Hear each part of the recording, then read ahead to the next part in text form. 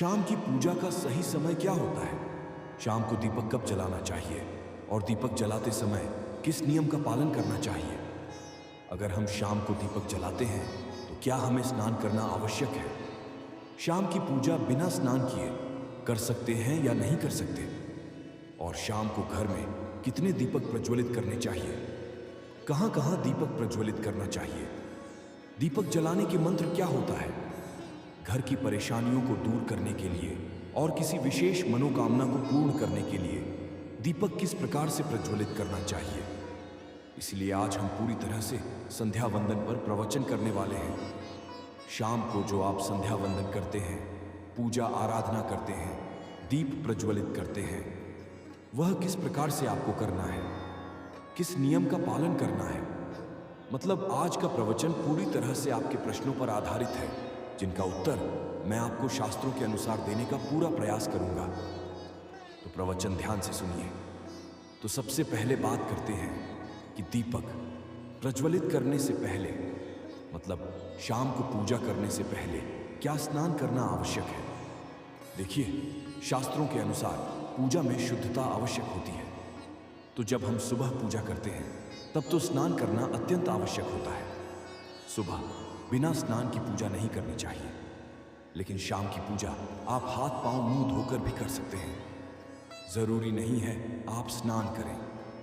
अब देखिए, आप चाहें तो वस्त्र बदल सकते हैं या फिर आप सिर्फ हाथ मुंह धोकर कुल्ला करके भी पूजा कर सकते हैं।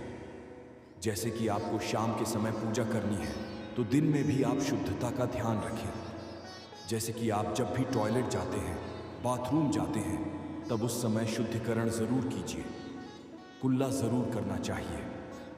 हर बार जब आप बाथरूम जाते हैं तो अगर आप दिन भर शुद्धिकरण का ध्यान रखते हैं तो शाम के समय बिना स्नान किए भी सिर्फ हाथ पांव धोकर पूजा कर सकते हैं और चाहे तो स्नान भी कर सकते हैं।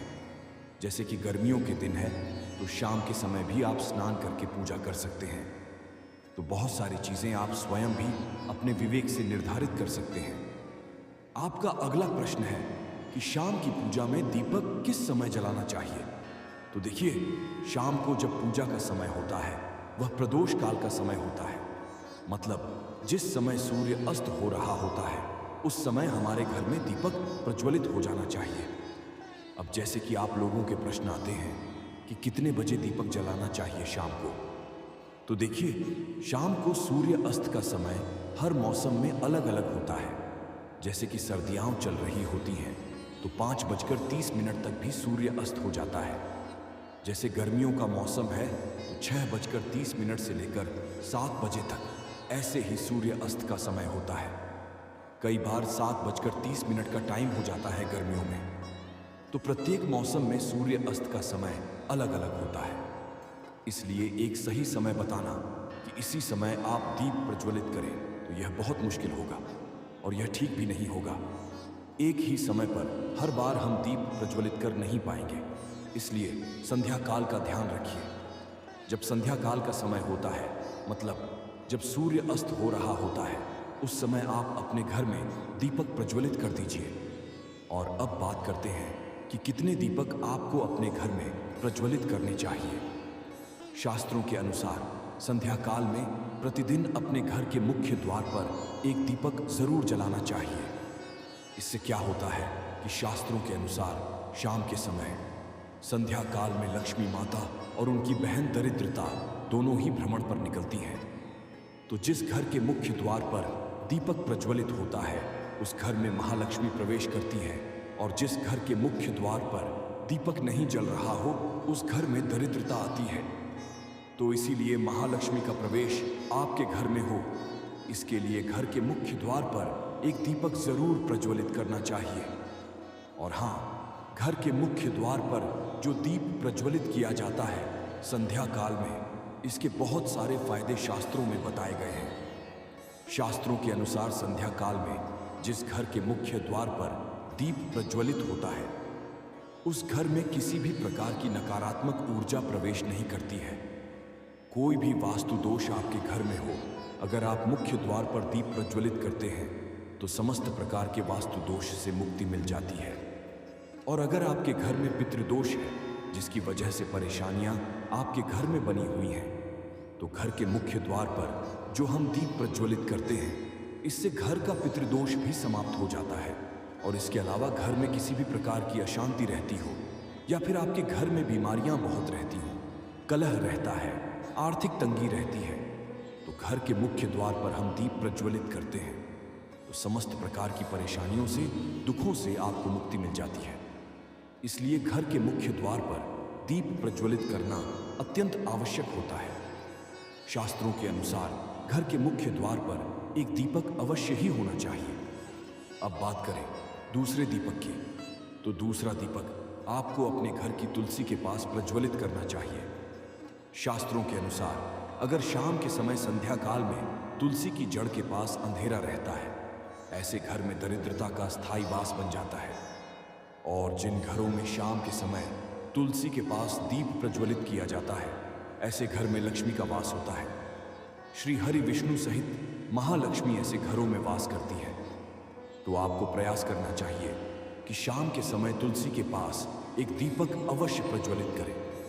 अब बात करें अगले दीपक की, तो शाम के समय अपने घर के ईशान कोण में, मतलब जहां पर भी आपने अपने घर का मंदिर बनाया हुआ है, उसी स्थान पर घर के मंदिर में एक दीपक अवश्य प्रज्वलित कीजिए। 2-3 दीपक आपको प्रतिदिन जरूर प्रज्वलित करने चाहिए। और अगर आप तीनों दीपक प्रतिदिन प्रज्वलित करते हैं तो विश्वास रखिए आपके घर की बहुत सारी परेशानियां स्वयं ही समाप्त हो जाती हैं। और अब बात करते हैं अगले प्रश्न के बारे में, जो आप लोगों के हमेशा प्रश्न आते हैं कि दीपक किस चीज से प्रज्वलित करना चाहिए। सरसों का तेल डाल सकते हैं या नहीं, या फिर तिल के तेल का प्रयोग करना चाहिए, या फिर शुद्ध गाय के घी का, किस चीज से हम दीपक प्रज्वलित करें। तो देखिए, शास्त्रों के अनुसार सरसों के तेल का दीपक हर जगह प्रज्वलित नहीं करना चाहिए। सरसों का तेल कड़ी डिडीचुआ तेल कहा जाता है। इस तेल का दीपक हम प्रज्वलित करते हैं शनिदेव के लिए। अगर आप दीप दान करते हैं शनिवार के दिन, तो आपको सरसों के तेल का दीपक प्रज्वलित करना चाहिए। और आप चाहें तो जैसे कि पीपल का वृक्ष होता है, वहां पर भी सरसों के तेल का दीपक प्रज्वलित करना चाहिए। या फिर भैरव देवता होते हैं, उनके लिए भी सरसों के तेल का दीपक प्रज्वलित किया जाता है। इसके अलावा कहीं पर भी सरसों के तेल का दीप प्रज्वलित करने की बात शास्त्रों में नहीं कही गई है। शास्त्रों के अनुसार किसी भी देवता के निमित्त जो हम दीप प्रज्वलित करते हैं, उसमें गाय का घी डालकर ही प्रज्वलित करना चाहिए। अब देखिए, ऐसे समय में जबकि गाय का शुद्ध घी नहीं मिल पाता है, तब हमें क्या करना चाहिए। तब आपको गाय के घी के नाम पर जो भी घी मिल जाता है या फिर शुद्ध घी मिल जाता है, उसका प्रयोग कर सकते हैं। या फिर आप चाहें तो तिल के तेल का दीप प्रज्वलित कर सकते हैं।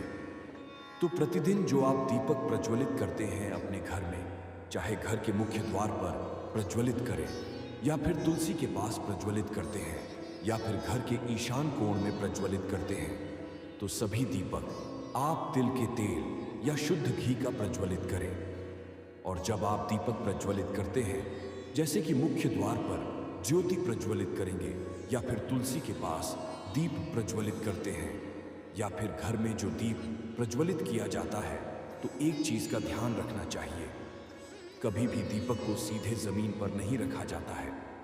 दीपक रखते समय प्रतिदिन दीपक के नीचे थोड़ा सा आप चाहें तो चावल रख सकते हैं, या फिर आप चाहें तो थोड़े से पुष्प रख सकते हैं। और हाँ, अगर आप दीपक के नीचे चावल रखते हैं तो इस बात का आपको ध्यान रखना है कि चावल अखंडित होना चाहिए, क्योंकि ऐसा माना जाता है कि अगर टूटे हुए चावलों का प्रयोग हम पूजा में करते हैं किसी भी प्रकार से, चाहे दीपक के नीचे रखकर करते हैं या फिर अक्षत के रूप में करते हैं, तो इससे घर में दरिद्रता आती है। इसलिए अखंडित चावल होने चाहिए अगर आप दीपक के नीचे रखते हैं तो। और जैसे कि कई लोगों के प्रश्न आते हैं कि प्रतिदिन जो दीपक के नीचे हम चावल रखेंगे, तो उस चावल का अगले दिन क्या करना चाहिए।